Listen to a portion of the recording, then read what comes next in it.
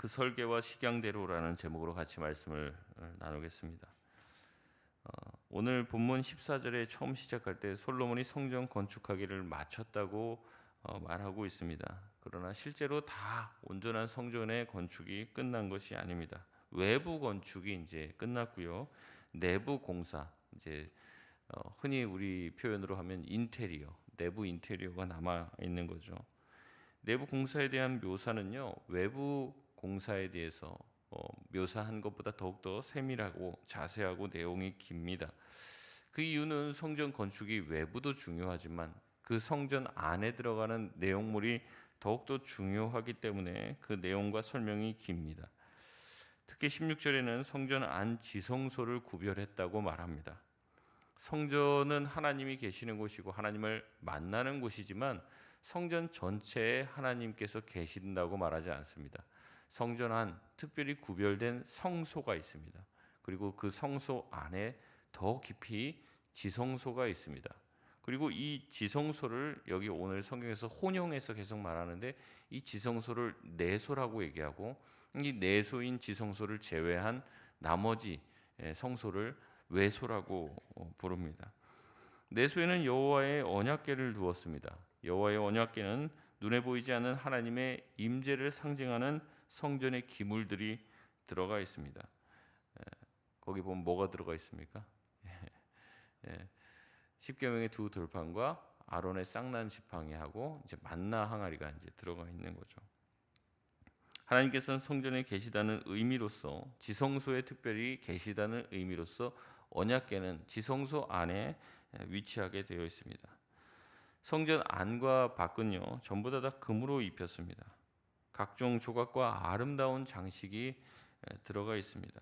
그러나 성전이 아무리 금과 돌과 나무와 아름다운 장식으로 만들어졌을지라도 그 성전에 하나님이 계시지 않으면 성전은 아무짝에도 쓸모가 없습니다. 아무 의미도 없는 그냥 건축물일 뿐입니다. 성전이 거룩하고 의미 있는 곳이 될 수 있는 이유는 무엇입니까? 거기가 아름답고 화려하게 지어졌기 때문이 아니죠. 성전 안에 누가 계시기 때문에 그렇습니까?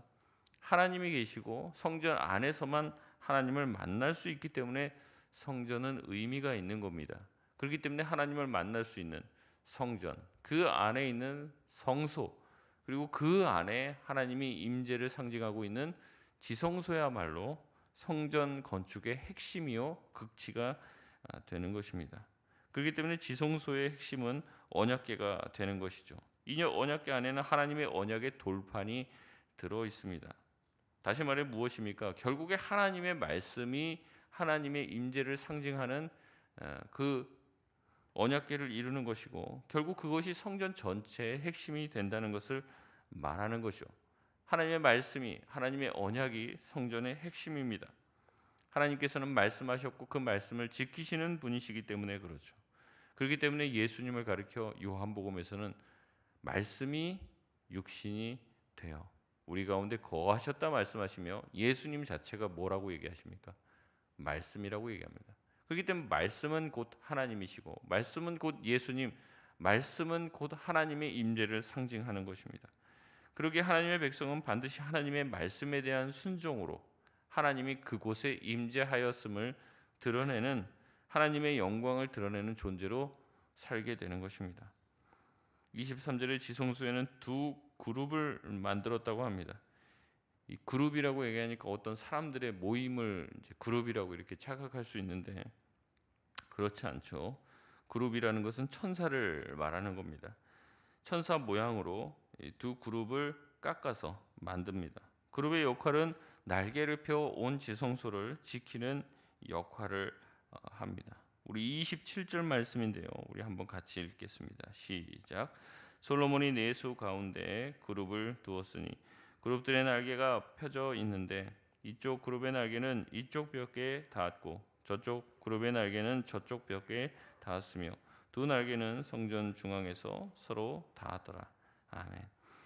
그룹은 이제 두 그룹을 만들었는데 지성소의 중앙에다가 위치하고요. 날개를 펴서 성소 지성소 이제 오른쪽 끝, 그다음에 왼쪽 끝에 닿고 또 가운데 날개로는 가운데를 지르게 되어 있습니다. 하나님께서 임재하시는 성소를 지키는 역할로 이 그룹을 만들어 놓고 이 천사가 이 그룹이 지킴으로써 죄인들의 접근을 이미 앞에서 차단시키므로 죄인들이 지성소에 함부로 들어와 죽음을 당할 수 있는 것을 막도록 한 것이죠. 마치 무엇이 생각이 납니까? 이 에덴에서 쫓겨난 인간들이 다시 에덴에 들어와서 하나님을 만나지 못하도록 불 칼을 들고 그 입구를 막아선 천사들의 모습과 같은 것을 연상시키도록 하는 것이죠. 29절에 보면 성소의 사방에 그룹과 종려와 꽃을 새겼다고 얘기합니다. 또 35절에 문짝에도 이것들을 새겼다고 얘기하는 거죠. 계속 얘기하지만 물과 이 풀과 꽃이 무성하고 천사들이 함께하고 아름다운 그런 하나님의 임재가 있는 에덴 동산을 이 성전에 묘사를 해 놓은 것이죠. 다시 말해 성전은요 에덴 동산의 축소판입니다.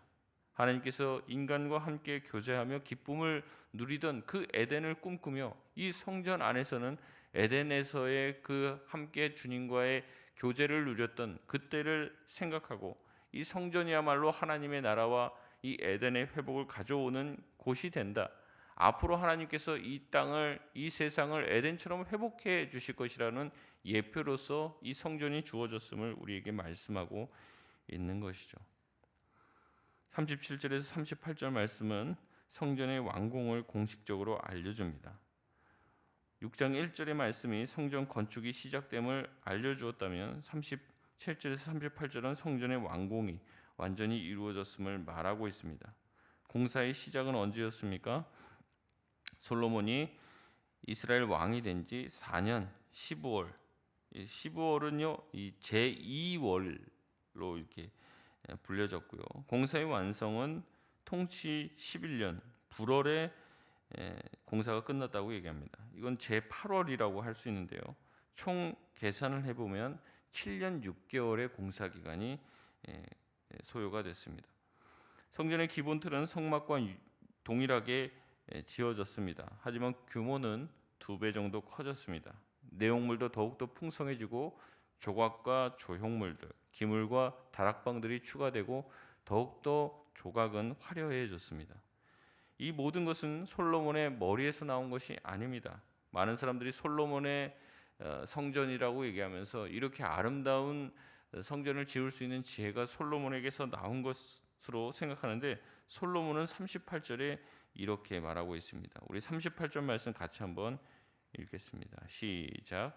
열한째 해 불월 곧 8째 달에 그 설계와 식양대로 성전 건축이 다 끝났으니 솔로몬이 7년 동안 성전을 건축하였더라. 아멘. 여기 보니까 그 설계와 식양대로라고 얘기하며 성전을 건축할 설계도가 있었음을 우리에게 알려주고 있었습니다. 이 설계도는 도대체 어디서 나오는 설계도일까요?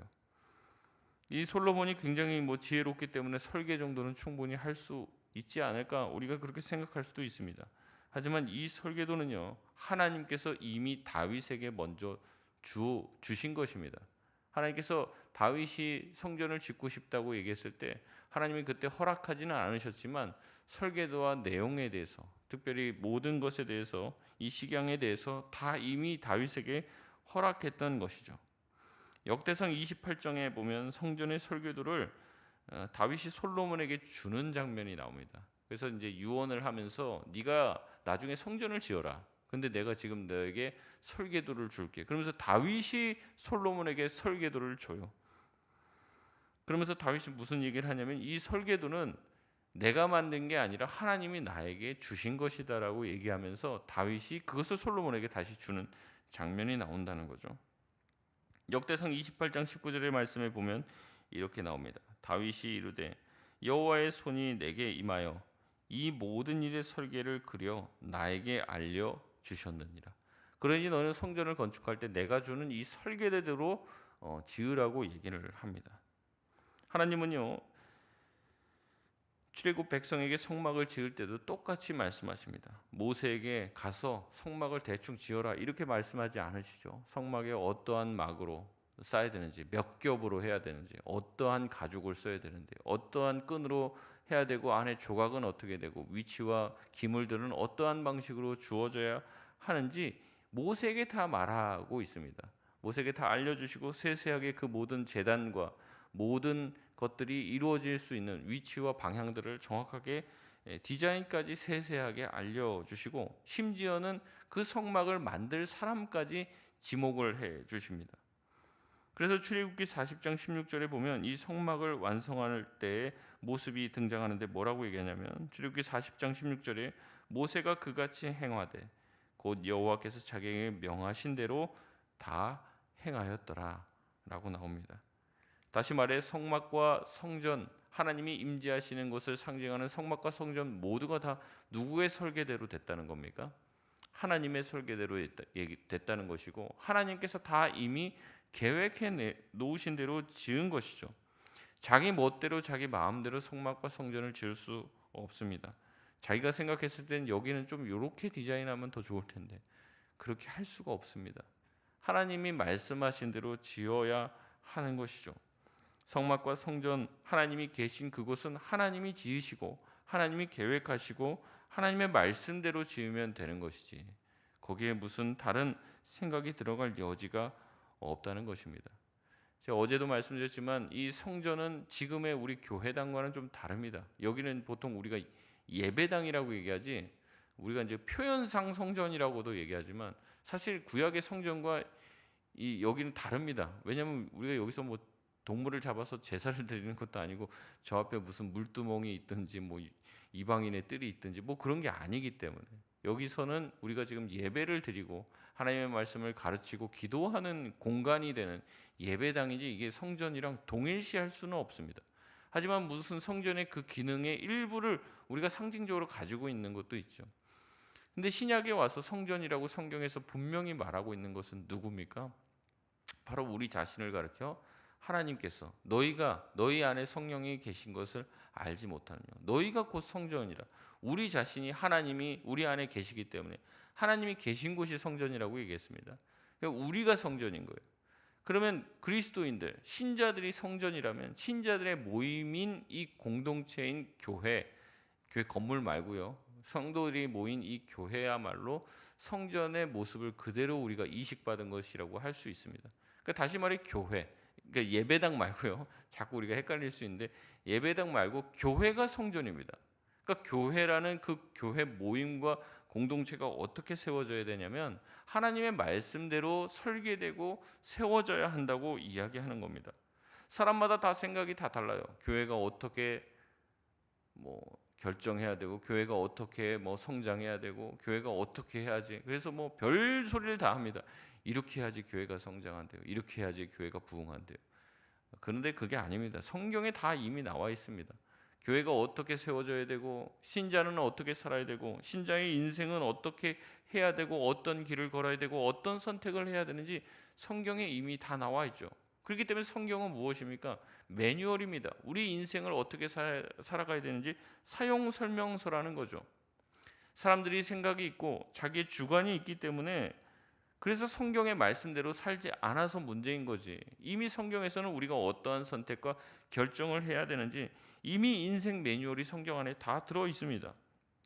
우리가 그 말씀대로 안 살아서 그렇지, 성경은 우리가 어떻게 살아야 됨을 이미 다 가르쳐 주고 있다는 거죠. 이제 한국 사람들 특징이 그렇다고 그러더라고요. 뭐냐면 물건을 사면요, 뜯고 그냥 바로 전기 꽂고 그냥 킨대요, 우선은. 근데 외국 사람들은 안 그렇대요. 이제 사면은 그 안에 뭐가 들어가 있냐면 사용 설명서라는 게 있습니다.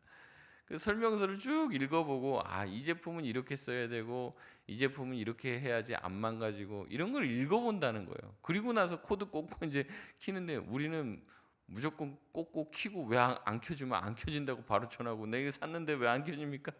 뭐 이런다는 거죠. 마음이 이제 급해서 그런지 모르겠어요. 근데 우리도 마찬가지입니다. 우리가 어떻게 살고 교회가 어떻게 세워져야 되고, 그러니까 하나님의 말씀대로 세워지면 되는 거지. 그 결과는 하나님께 맡기면 되는 거거든요. 근데 그게 아니라 우리의 생각과 우리의 마음대로 자꾸 뭔가를 해보려고 하는 거예요. 그러나 하나님은 오늘도 본문을 통해서 얘기합니다. 솔로몬이 아무리 지혜로워도 솔로몬 네 마음대로 교회를 이 성전을 세우지 말고 어떻게 하라는 겁니까? 그 설계와 식양대로 세우라는 거죠. 그러니까 우리가 항상 생각해야 되는 것은 교회가 어떻게 세워지고 우리의 구역과 우리의 모임과 우리의 전도회와 각 부서들이 어떻게 세워져야 되는지 고민을 하려면요. 답을 어디서 찾아야 됩니까? 성경에서 찾아야 되는 거예요. 우리가 어떻게 하는 것을 하나님이 기뻐하실까? 어떻게 하라고 하시는가? 성경을 통해서 우리가 그 답을 찾아야지. 뭐 성경 그럼 처음부터 끝까지 봐야 됩니까? 봐야죠. 성경 일독도 안 하신 이제 그 교회 오래 다니셨는데 그러면 안 됩니다. 이 성경을 자세히 보고 또 보고 또 보고 자꾸 잊어버리잖아요. 뭐 저라고 뭐 다 모든 게 기억이 나겠습니까? 그 보고 또 보고 해야 돼요. 제가 말씀드렸잖아요. 지금 97세 되셨을 거예요. 이 내수동 교회 원로 목사님 박희천 목사님은 자기 나이만큼 성경을 읽어야 된다 그렇게 얘기해요. 자기 나이만큼 성경을 그만큼 읽으시나요? 왜냐하면 하나님의 말씀대로 교회가 세워지고 그분 말씀하시는 게 그래요. 목사들이 성경 말씀대로 설교를 안 한다는 거예요. 자기 생각 가지고 얘기하지.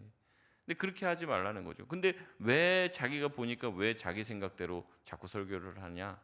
말씀을 모르니까 그런다는 거예요. 그러니까 말씀을 계속 읽고 하나님의 말씀대로 하면 교회가 뭐가 문제 생길 일이 있느냐? 이런 얘기들을 합니다. 교회가 어떻게 세워 나가야 되는지 성경에 이미 다 있다는 거예요. 하나님께서 우리에게 각 부서들 주셨죠. 그 부서들이 어떻게 진행되어 나가야 되냐? 뭐 교회법도 있고 뭣도 있지만 그것보다 가장 앞선 게 뭡니까? 성경 말씀이죠. 하나님이 무엇을 기뻐하시는지를 우리가 그 안에서 보고 그 말씀과 식양대로 모든 것을 진행해 나갈 때 아름답게 주님이 기뻐하시는 모습대로 우리의 교회가 아름답게 우리의 가정이 아름답게 세워질 줄 믿습니다. 가끔 우리가 산 물건은요 대충 써도 될 수 있을지 모르겠어요. 뭐 전기 꽂고 버튼 누르고 뭐 그렇게 해서 쓸 수도 있을지 모릅니다. 하지만 우리 인생은 그래서는 안 되고 우리 교회는 그래서는 안 되죠. 하나님이 이미 써놓으신 말씀, 하나님이 이미 우리에게 주어주신 말씀대로 세워져 가야 될 줄 믿습니다. 말씀을 맺겠습니다. 솔로몬은요 성전을 그 설계와 식양대로 지었습니다. 자기 생각이 들어갈 수 있죠. 예. 자기가 지혜롭잖아요. 그러니까 뭐 여기를 왜 이렇게 만들려고 하셨을까? 충분히 그렇게 생각할 수 있어요. 하지만 솔로몬은 자기의 지혜를 발휘하지 않았습니다. 하나님께서 시키신 대로 하나님께서 다윗에게 설계도를 주신 대로 그대로 충실히 지켜나가며 설계와 식양대로 지었습니다. 우리의 가정과 우리의 삶, 우리의 교회도 그 말씀과 식양대로 그 설계대로 세워나가면 됩니다. 그걸로 충분합니다. 그렇기 때문에 하나님께서 기뻐하시는 모습으로 하나님의 말씀을 우리가 잘 배워야 되고 그 말씀대로 말씀에 입각한 인생이 되어질 때 주님이 기뻐하시는 교회, 주님이 기뻐하시는 가정, 주님이 기뻐하시는 인생이 될 줄 믿습니다. 오늘 다시 한번 하루를 살아갈 때 말씀대로 살게 하여 주옵소서. 기도하며 살아가는 저와 여러분 되시길 바랍니다.